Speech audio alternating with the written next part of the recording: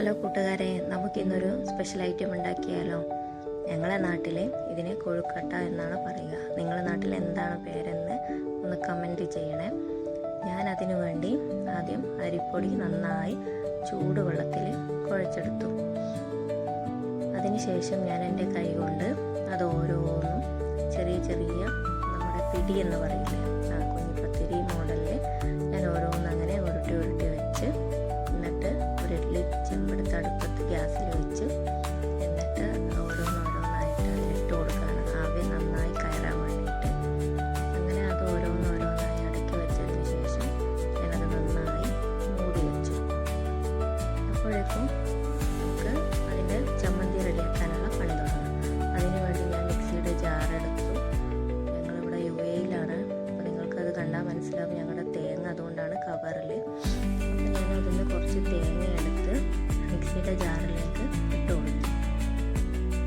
ഇനി അതിൻ്റെ കൂടെ കുറച്ച് ഉപ്പ് വേണം, പിന്നെ അല്പം മുളക് പൊടി, ഇതൊക്കെ നമുക്ക് ആഡ് ചെയ്ത് കൊടുക്കാം. വേറൊന്നും ഞാൻ ആഡ് ചെയ്യുന്നില്ല, ഉപ്പും മുളക് പൊടിയും മാത്രമേ ഞാൻ ആഡ് ചെയ്യുന്നുള്ളൂ. വെള്ളം പോലും ചേർക്കാതെ നമുക്കിത് ഒന്ന് പൾസ് ചെയ്തെടുക്കാം. അതവിടുന്ന് ഒന്ന് പൾസായി വരുന്ന സമയത്ത് നമുക്ക് എന്ത് ചെയ്യാം, ആവിയിലുള്ളത് വെന്തോ എന്ന് ഒന്നുകൂടി നോക്കാം. അതിൻ്റെ ഇടയിൽ ഞാൻ ഉപ്പും നോക്കുന്നുണ്ട് കേട്ടോ. കയ്യിൽ കുറച്ചെടുത്ത് ഞാനിതാ ഉപ്പ് നോക്കുകയാണ്. ഉപ്പൊക്കെ റെഡിയാണ്, ചമ്മന്തിയിൽ പാകത്തിന് ഉപ്പൊക്കെ ഉണ്ട്. ഇതാണ് കേട്ടോ ചമ്മന്തി.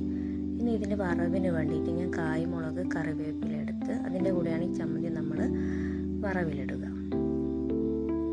അതൊക്കെ ഞാൻ റെഡിയാക്കി വെച്ചു. ഇനി വറവ് കഴിക്കാൻ വേണ്ടിയിട്ട് ഒരു പാത്രം ഞാൻ എടുത്ത് വെച്ചു.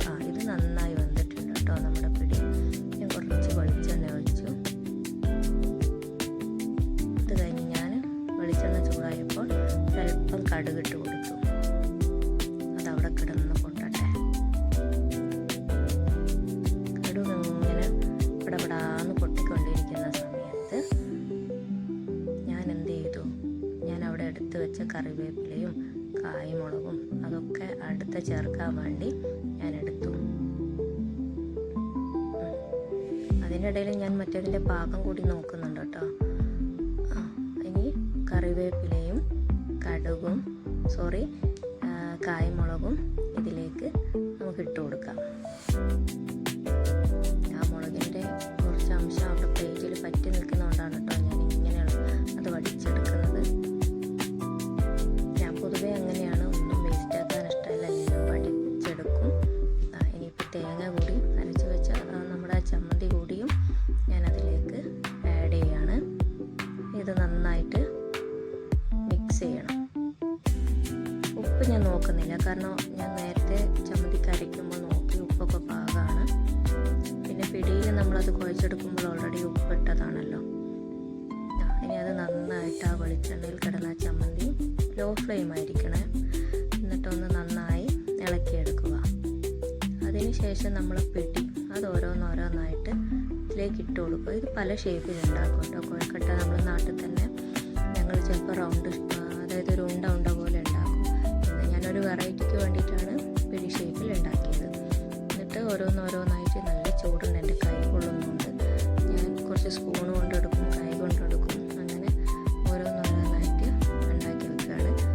ഞാനിത് ഹസ്ബൻഡിന് കൊണ്ടുപോകണം രാവിലെ. പുള്ളിക്കാരൻ അൾട്രാബാബി, UAE-ക്കാർക്ക് മനസ്സിലാവും, അൾട്രാബാബിയിലാണ് വർക്ക് ചെയ്യുന്നത്. അപ്പോൾ പുള്ളിക്ക് രാവിലെ 3 മണിയാകുമ്പോൾ റൂമിൽ നിന്ന് പോകണം. അപ്പോൾ ബ്രേക്ക്ഫാസ്റ്റും കൊണ്ടുപോകും. അതുകൊണ്ടാണ് ഞാൻ